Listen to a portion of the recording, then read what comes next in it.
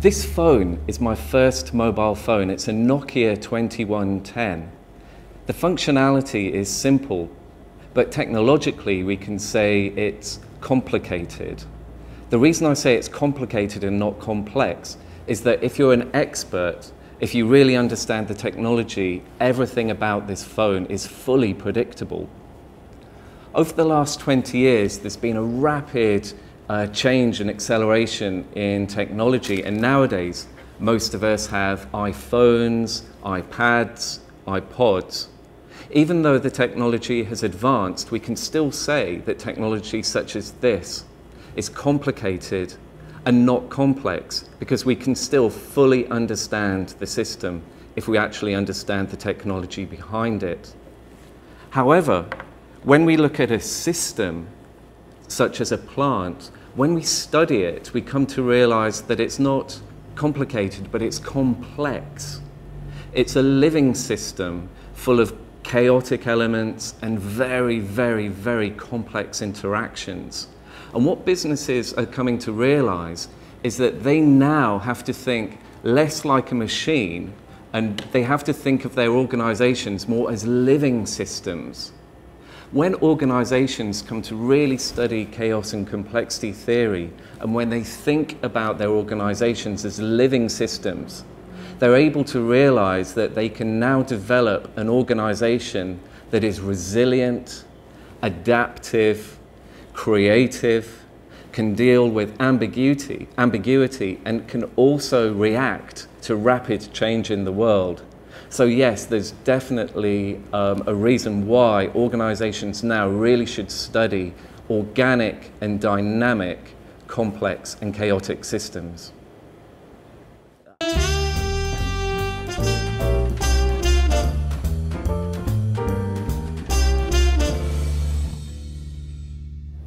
Over the last few centuries, our thinking has come to be dominated in the West by scientific thinking, and we don't actually realize this. This type of thinking understands a system really just in terms of the parts. It breaks problems down into parts. Therefore, we can say it's mechanistic, reductionist, analytical, symbolic, rational, and abstract. This type of knowledge has been amazing in terms of allowing us to create amazing pieces of technology, but we're realizing its limitations in terms of understanding organic, dynamic systems such as plants, and in fact, every system in nature. The way in which we truly understand an organic and dynamic system in nature is to use every part of our thinking, so that rather than just understanding a plant rationally, we have to also be in the sensory realm. We really have to look at an organic system without being affected by our rational thinking. We need to use our notions of feeling as well. So for example, although we can talk about sustainability, we can think about sustainability unless we feel the connectivity in nature, unless we feel our connection with nature, we're never going to be motivated to change our behavior. And finally, we really need to use our intuitive minds, that part of our mind that can comprehend a system, but it doesn't actually comprehend it in terms of abstract, symbolic knowledge or thinking. It's almost a way of thinking in which we can comprehend the system, but we fail to be able to really articulate it. We just come to know the system in our intuition.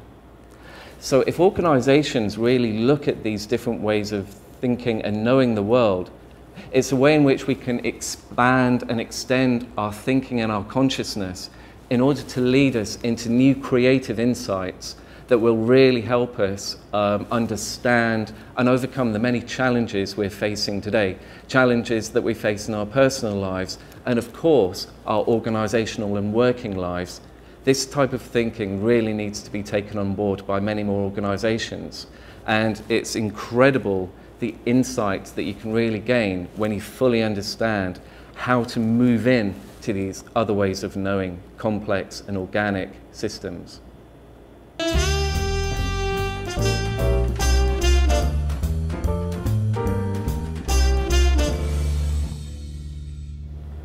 Thinking is quite possibly the most important source of competitive advantage in today's knowledge economy.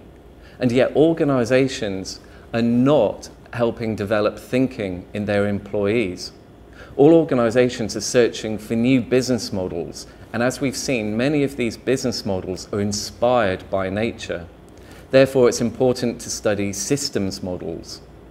However, before we can really understand the true insights that come from studying complex and chaotic systems in nature, we really have to first take a look at our own mental models, because it's our own mental models that can constrain us and really prevent us from understanding what the complex systems in nature are really teaching us, what the true insights are.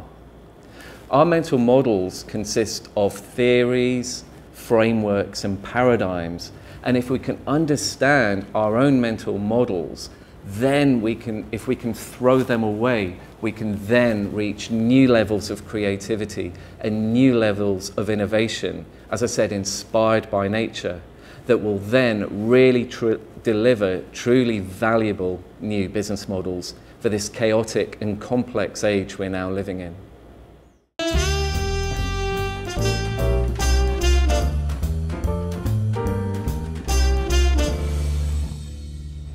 When I now look at how I understand a complex system now, compared to how I understood complex systems before going to Schumacher College, I now realise that I was only really understanding a complex system using the left part of my brain.